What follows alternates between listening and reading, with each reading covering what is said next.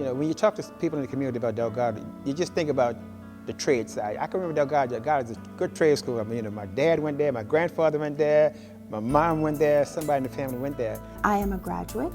My son graduated from Delgado. And my father worked here as the vice president. You know, it's a legacy that continues. It's a third-generation chairman to be involved in the baseball program. My mother. My husband is a graduate. My brother also worked here. All of my children. My older sister. My 2 children. My father was a teacher at Delgado. He's followed me just like I followed my dad. One family member, my wife.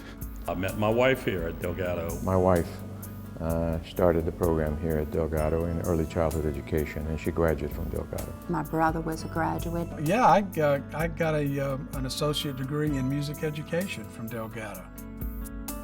Delgado Community College has deep roots in the city of New Orleans, touching many lives through generations of families over its 90 years.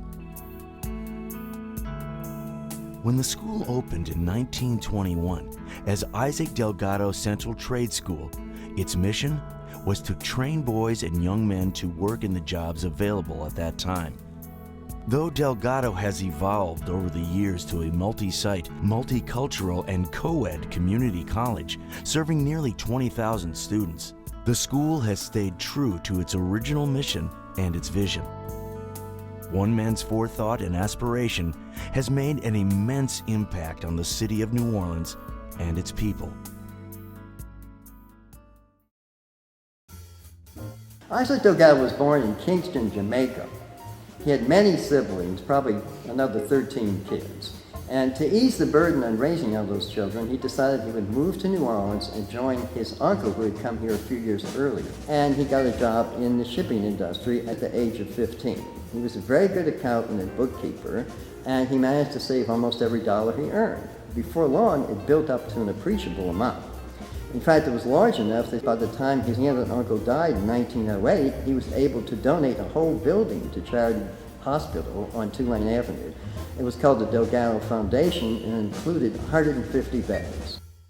Well, Isaac Delgado was a philanthropist in the tradition of many wonderful philanthropists who have given to New Orleans, in the tradition of Judah Tureau and the great John McDonough, who left land to City Park and the site of Delgado to the community in the first place. Well, at the time that Delgado gave his gift to the city for an art museum, the community had been trying to establish a museum for quite some time, for maybe 2 or 3 decades. And it was a great moment for New Orleans to receive its first great art museum.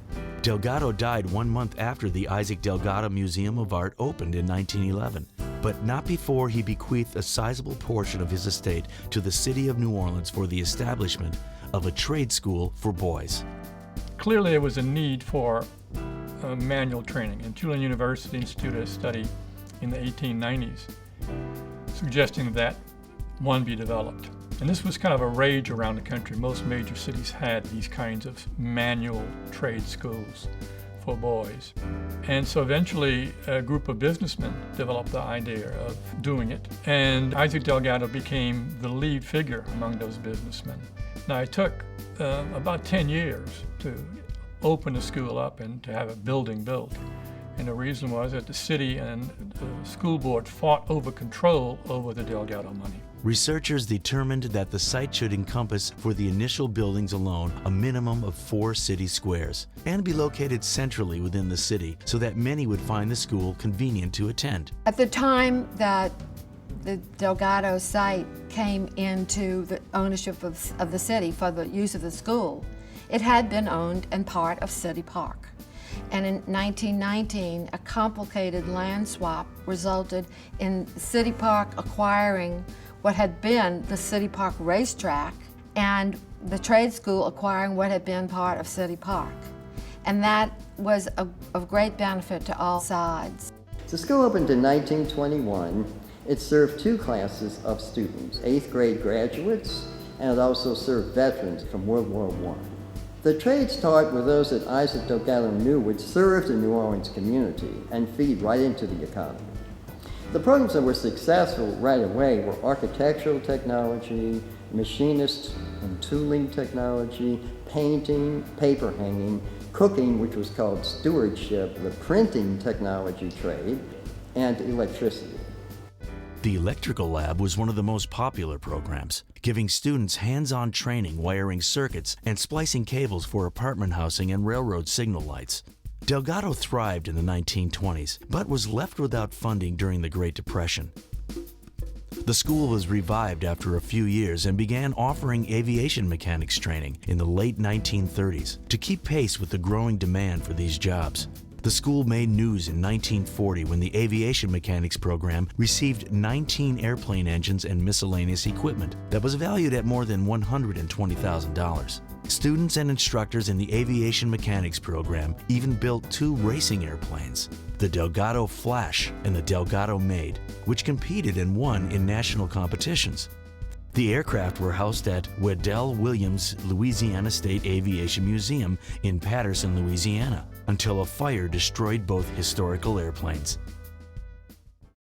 Following the attack at Pearl Harbor during World War II, there was a huge demand for welders and woodworkers in New Orleans. Delgado's welding instructors taught in 8-hour shifts around the clock to train students who then walked next door for jobs working in the Higgins factory, which bordered Delgado's campus. In fact, welding was the only program open to civilians during the war. The now famous Higgins boats, manufactured in New Orleans, in part by Delgado students, are credited with helping to win the war because of their innovative amphibious capabilities, landing troops at the invasion of Normandy on June 6, 1944. In the 1950s, under the leadership of director Marvin Thames Sr., Delgado sought to expand its mission and role in the changing local economy. My father was president of Delgado for 27 years. He came here in 1952, commuting from Baton Rouge to New Orleans to be director of what it was called then Delgado Trade School. Delgado began evolving into an institute to provide post-high school education for technicians. At this time, the name was changed to Delgado Trades and Technical Institute. A 2-year college program was first implemented at that time, and Delgado Institute's first graduates received their college degrees in 1960. While 4 city blocks served Delgado well for many years, the school began to expand in the 1960s. In 1967, the West Bank campus was opened to better serve the growing regional population. Through the 1960s and 70s, Delgado steadily increased its degree programs to include math and sciences, arts, and humanities. Delgado introduced its first healthcare program and became an accredited college in 1972. Harry Boyer became president of Delgado in 1980.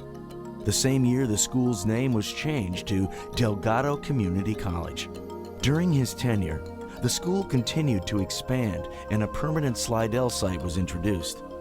By the late 1980s, however, Delgado had begun to lose its identity. The school lost its funding and faced closure. When I went to Delgado, it was an unusual situation. Governor Roma had just got elected governor, and he had some difficulties with the president at the time, and I was sitting in my office and I got a call. I was told that the governor had terminated the president and Delgado was declared closed. I realized that we needed a community college in Louisiana, and decided to travel around the country and see how community college were operated, some of the better community college, and to find out why Delgado was having all these problems. I told the governor that we should give the school a chance and that things would change. Under Dr. Callier's presidency, nursing and allied health programs and Charity Hospital School of Nursing were transferred to Delgado, which now offers a registered nurse degree as well as a practical nursing certificate program. I started here it was Charity Hospital School of Nursing then. We merged with Delgado officially July 1st, 1990. The school has a long history of its graduates passing the National Nurse Licensing Exam at or above state and national standards, and continues to be a highly respected program throughout the nation. A lot of the people who come to the nursing program come because of the reputation. They have 4.0s and they have, some of them have master's degrees and everything else. They're coming for the clinical and that, that knowledge. As the healthcare industry was growing in the early 1990s, Delgado was also expanding its healthcare programs and launching the Allied Health Division. Delgado now offers more than 20 allied health and nursing academic programs. In the job market, we're a very, very large player. I think hospitals would have a hard time surviving without the graduates that we produce in so many different programs. I'd say in the rad tech area, probably 90% of the technologists in the city are Delgado graduates now. Same with respiratory therapy. I think we had a number of 75% at one time were Delgado graduates, and then it just goes on and on from there. Delgado's first female chancellor was Dr. Ione Ilioff, who assumed the post in 1992. Orleans Regional Technical Institute merged with Delgado during her term, adding to the school's array of training programs. Dr. J. Terrence Kelly served as chancellor from 1998 to 2004. Dr. Kelly's greatest successes were steering much-needed capital improvements at several sites and the expansion of technology, particularly its integration with science. Delgado was one of the first schools in Louisiana to feature a human patient simulator in nursing and allied health training. Under Dr. Kelly, Delgado's workforce development and education unit emerged, becoming the region's premier provider of state-funded worker training programs. Of course, workforce development is critical to economic development. The two go hand in hand. A viable workforce team is invaluable in terms of economic development. We have 3 different departments in workforce development. We have non-credit continuing education, we have our fire radar industrial training facility, and of course we have our community and economic development programs. All those programs are geared toward a specific population. So we try to cover the region as thoroughly as we can and provide the kind of training and education that the region really needs. Dr. Alex Johnson became Chancellor of Delgado in 2004 and worked closely with business partners to expand workforce development. Dr. Johnson also championed Delgado's growing online education offerings with the creation of the school's Distance Learning and Instructional Technology Division. His legacy is also tied to leading through crisis. On August 29, 2005, Hurricane Katrina ravaged the Gulf Coast. And like most businesses and homes in New Orleans, Delgado City Park campus was underwater. In a matter of days, Chancellor Johnson undertook the challenge of simultaneously managing facilities and infrastructure recovery and reconnecting communications with faculty, staff, and students. Utilizing the internet and borrowed resources, Johnson set up temporary headquarters at Baton Rouge Community College to accomplish this feat. He was the rock upon which many of us depended upon. He had the vision to know that communication was important. He had a vision to know I pull the key people together, put them at the table, and we will determine where we go from here. I have to say that he was our champion. When all the damage was assessed, each of the 10 campuses had some degree of damage, from 6 to 8 feet of water in many buildings of the City Park campus to severe wind damage at other locations. Prior to the storm, we might have been about 7% of our courses online. We were putting our toes in the water. As a result of our experience with Katrina, we jumped into the deep end. And we had faculty that all of a sudden said, I'm going to step up to the plate and I'm going to start teaching and reconnecting and teach online. And we offered online courses to any student who had been enrolled and affected and impacted by Katrina, free. It took heavy equipment and a lot of muscle to begin restoring the college's campuses, but it was truly the willpower and dedication of the faculty, staff, and volunteers that helped bring back Delgado. Classes resumed at most locations in January 2006. So many of our staff had lost their homes and were dealing with very serious issues and had to find a way to come to work and balance it all. So it was a challenge. We really found that we were supporting each other and that being here on the job and helping the students was a welcoming distraction from the other issues we had to deal with. And somehow through that period, I think what everybody realized is that no matter what you were dealing with at home, it felt good to help somebody else. And that pulled us through a lot of it. And we've bounced back wonderfully now. Dr. Ron Wright joined the college in 2008 and was chancellor in 2010 when Louisiana Technical College Region 1 became Delgado Community College's technical division. This change is providing Delgado students with a seamless, full range of options, from technical skills training to comprehensive liberal arts education. Once again, Delgado is the leader in providing the most progressive technical training in the state, preparing students to take advantage of the numerous jobs and trades such as automotive technology repair and collision repair, barber styling, cosmetology, carpentry, AC and refrigeration, machine tool technology, and welding. Technical division sites are located in Metairie, Harvey, and New Orleans East. Currently, Deborah Lee serves as Delgado's acting chancellor, continuing to lead the college to be true to its mission. Much has changed for Delgado since its inception, but much has stayed the same. In 2011, the college has come full circle, returning to its roots with increased emphasis on training for trades and employment through its impressive new technical division offerings, as well as a continued focus on workforce development. Delgado graduates are much more likely to be employed within the field of their studies than those without the benefit of Delgado training, and nearly 90% of graduates choose to work and live within the region. The college continues to provide students with the foundation for success through remedial, general education and science, and a comprehensive liberal arts education. I don't think people realize that 20,000 kids a year going through that system, every 2 years graduating.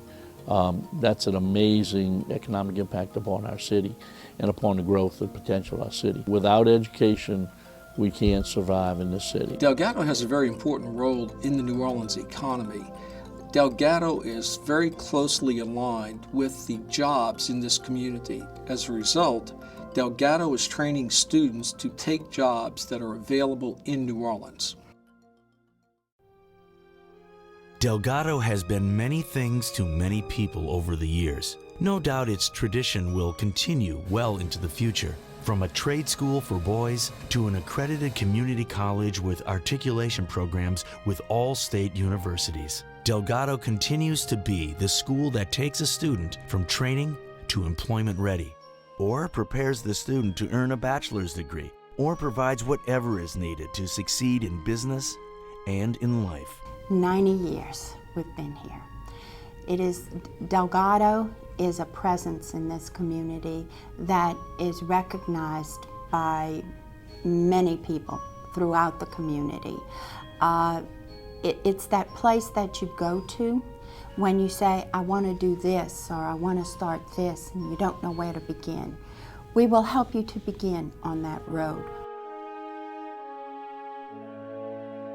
I would say Delgado's amazing. Supportive. To me, this day, excitement.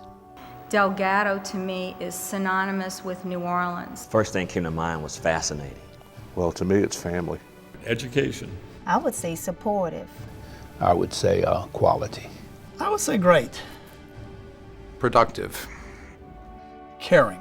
That word would be home. My life. Yeah, my life.